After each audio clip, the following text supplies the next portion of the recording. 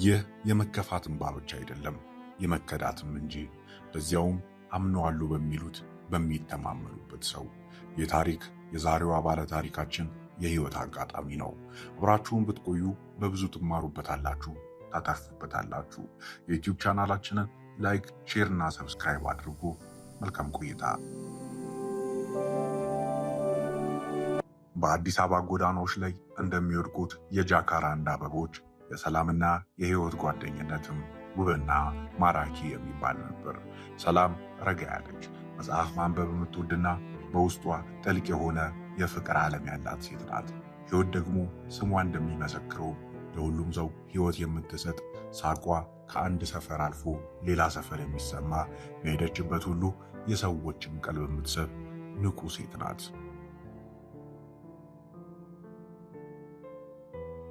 ከመጀመሪያ ደረጃ ትምህርት ቤት ጀምሮ እስከ ዩኒቨርሲቲ ድረስ አብረው ነበሩ። ሰላም ለህይወት መረጋጋቷን ትሰጣታለች፣ ህይወት ደግሞ ለሰላም ድፍረትና ደስታን ትለግሳታለች። እኛ የአንድ ሳንቲም ሁለት ገጽታዎች ነን ይሉ ነበረ። በመካከላቸው ሚስጥር የሚባል ነገር የለም፣ ያቺ ክፉ ቀን እስከምትመጣ ድረስ። ሰላም በልቧ የምትመኘው አንድ አይነት ወንድ ነበረ፣ ረጋ ያለ፣ አስተዋይ፣ ንግግሩ የታረመና ለሴት ልጅ ክብር ያለው። እንዲህ አይነት ሰው በዚህ ዘመን የለም እያለች ህይወት ትቀልድባት ነበር። ሰላምዬ አንቺ የምትፈልጊው ሰው በ18ኛው ክፍለ ዘመን ታሪክ መጽሐፍ ውስጥ እንጂ አሁን ባለው አዲስ አበባ ውስጥ አይገኝም ትላት ነበረ። አንድ ሐሙስ ምሽት ግን ህይወት ወደ ሰላም ቢሮ በደስታ እየሮጠች መጣች። ሰላምዬ ዛሬ ልዩ ቀን ነው። የድሮ የሰፈር ጓደኛዬ ዳዊት ከካናዳ መጥቷል። ዛሬ ማታ ቦሌ አካባቢ እራት እንድንበላ ጋብዞናል። ጓደኛሽንም ይዘሽ ነይ ስላለኝ የግድ መምጣት አለብሽ ትላታለች። ሰላም ግን ድካም ተጫጭኗት ነበር። ህይወትዬ ዛሬ በጣም ደክሞኛል፣ እናንተ ተገናኙ ብላ ለመለማመጥ ትሞክራለች። ህይወት ግን አልተወቻትም በጭራሽ። ዳዊት በጣም ጨዋና ደስ የሚል ሰው ነው፣ እንዳያመልጥሽ ብላ በግድ ልብስ አስቀየራ ይዛት ወጣች። ምግብ ቤት ውስጥ እንደደረሱ ጥግ ላይ የተቀመጠውን ወጣት ይመለከቱታል። ዳዊት ልክ እንዳያቸው በፈገግታ ተነሳ።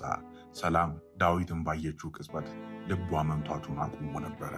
ቁመቱ፣ አለባበሱ፣ የአይኖቹ አመለካከት፣ ሁሉም ሰላም በህልሟ የምታየው አይነት ነበር።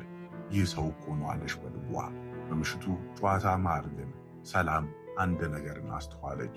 ዳዊትና ህይወት በጣም ይቀራረባሉ። ስለ ድሮ ሰፈራቸው፣ ስለሚያውቋቸው ሰዎችና ስለሚያስታውሷቸው ቀልዶች እያነሱ ይሳሳቃሉ። ህይወትም ዳዊትን እየነካች ትስቃለች፣ እሱም በጥሩ ስሜት ይመለከታታል። ሰላም ግን በዛ መሃል ራሷን እንደ ባዕድ መቁጠር ጀምራ ነበረ። እነዚህ ሰዎች እኮ ፍቅረኛሞች ይመስላሉ የሚል መርዛማ ሐሳብ በአእምሮዋ ውስጥ መዘዋወር ጀምሯል። ከዚያን ቀን በኋላ ዳዊት፣ ህይወትና ሰላም ሶስት ሆኖ መገናኘትን አዘወተሩ። ዳዊት ሁሌም ለሰላም ክብር ይሰጣታል፣ ነገር ግን ንግግሩና ጨዋታው ከህይወት ጋር ነበረ። ሰላም በውስጧ ያለው የፍቅር እሳት እየነደደ መጣ። ዳዊትን በወደደችው መጠን በህይወት መቅናት ጀመረች። ለምንድነው እኔ እንደ ህይወት መሆን የማልችለው? ለምንድነው ዝምተኛ የሆንኩት? እያለች ራሷን ትወቅስ ነበረ። አንድ ቀን ጠዋት መስታወት ፊት ቆማ ራሷን አየችው። ሰላም ዳዊትን ከፈለግሽ እንደ ህይወት መሆን አለብሽ ብላ ወሰነች። ከዚያን ቀን ጀምሮ ሰላም ተለወጠች። የማይስማማትን ደማቅ ልብሶች መልበስ ጀመረች። ንግግሯን ከፍ ማድረግም ጀመረች። ህይወት የምታደርጋቸውን ነገሮች ሁሉ ለመድገም መሞከር ጀመረች። ሲገናኙ ዳዊትን ለማሳቅ ትጠራለች፣ ብዙ ታወራለች። ነገር ግን ይህ ሁሉ ድራማ ነበረ። በውስጧ ግን እሷ እየተሰቃየች ነበር። ዳዊት ግን በሰላም ለውጥ ግራ የተጋባ ይመስላል።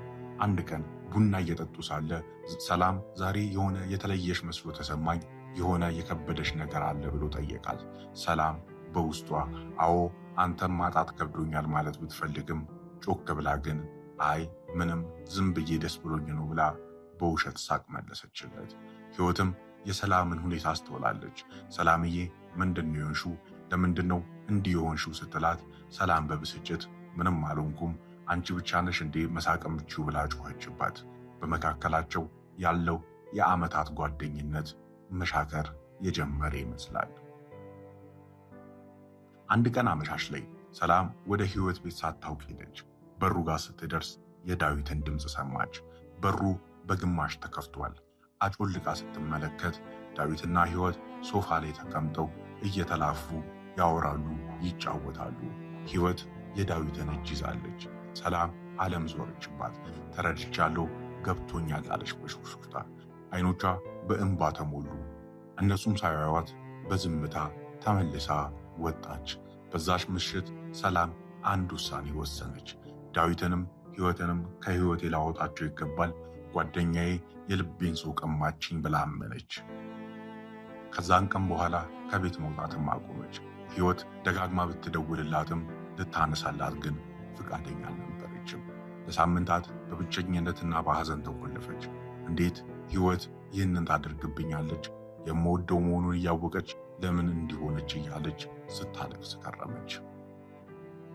ከሁለት ሳምንታት በኋላ ግን ሰላም ደጃፍ ላይ ጠንካራ የበር መንኳኳት ተሰማ። በሩን ስትከፍተው ሕይወት ነበረች። ፊቷ ተለዋውጠዋል። አይኖቿ ቀልተዋል።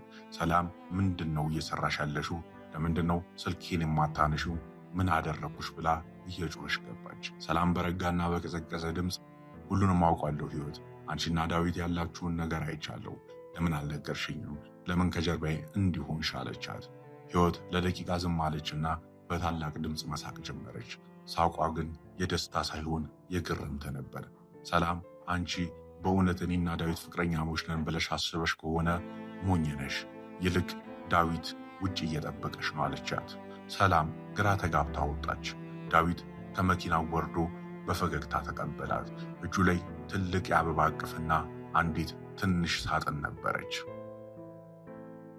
ዳዊት ወደ ሰላም ቀረበና እንዲህ አላት። ሰላም ከመጀመሪያው ቀን ጀምሮ የልቤን ሰላም የወሰድሽው አንቺ ነሽ። ሕይወት ደግሞ ለዚህ ምስክር ናት። እሷ ስለ አንቺ ስትነግረኝ ሰላም ረጋ ያለችና እንደ ንጹሕ ውሃ ጥርት ያለች ናት ትለኝ ነበር። ነገር ግን ሰሞኑን አንቺ ለመሆን የማትችይውን ሰው ለመሆን ስትጥሪ ሳይ ምናልባት እኔን ስላልወደደችኝ ይሆን እንዲህ የምትሆኑ ብዬ ፈርቼ ነበር አላት። ሕይወትም ቀጠለች። ሰላምዬ እኔ እኮ የአንቺን ደስታ ነው የምፈልገው። ዳዊት ስለ አንቺ ሲጠይቀኝ የአንቺን ምርጥ ጎኖች እየነገርኩት ነበረ። እሱ የወደደው የአንቺን ዝምታና ቅንነት ነው። አንቺ ግን እኔን ለመሆን ስትሞክሪ እውነተኛ ውበትሽን እየሸፈሹ ነበር አለቻት። ሰላም በድንጋጤና በደስታ መሃል ቆመች። የፈሰሰው እንባዋ የሐዘን ሳይሆን የንስሐ ሆነ። ጓደኛዋን መጠራጠሯና ራሷን በመካዷ አፈረች። ዳዊትም ተንበርክኮ የጋብቻ ጥያቄ ያቀረበላት። ሰላምም በእንባ ታጅባ አዎ አገባሃለሁ አለችው። የሰላምና የዳዊት ሰርግ በደመቀ ሁኔታ ተከናወነ። በሰርጉ ቀን ላይ ሰላም ማይክሮፎኑን ይዛ ለታደሙት እንግዶች አንድ ንግግር አደረገች። ዛሬ እዚህ የቆምኩት የልቤን ሰው ስላገኘው ብቻ አይደለም። ዛሬ እዚህ የቆምኩት ራሴንና እውነተኛ ጓደኝነትን ስላገኘው ጭምር ነው። ሁላችንም በሕይወታችን ውስጥ ሌሎችን ለመምሰል እንጥራለን። የሌላውን ሰው ብርሃን ከኛ ይበልጣል ብለን እናስባለን። ነገር ግን እያንዳንዱ ሰው የራሱ የሆነ የተለየ ውበት አለው። ዳዊት የወደደኝ እኔን ነው፣ ያቺን ዝምተኛዋንና መጽሐፍ የምታነበውን ሰላም። ለጓደኛዬ ለሕይወት ደግሞ ምስጋናዬ ወሰን የለውም። እውነተኛው ጓደኛ ለራሱ ደስታ ሳይሆን ለጓደኛው ደስታ የሚሰዋ ነው።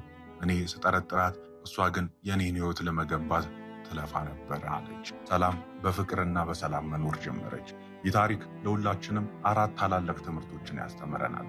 አንደኛ ራስን መሆን፣ ሁለተኛ መጠራጠርን ማስወገድ፣ ሶስተኛ የእውነተኛ ጓደኝነት ትርጉም፣ አራተኛ ትዕግስት።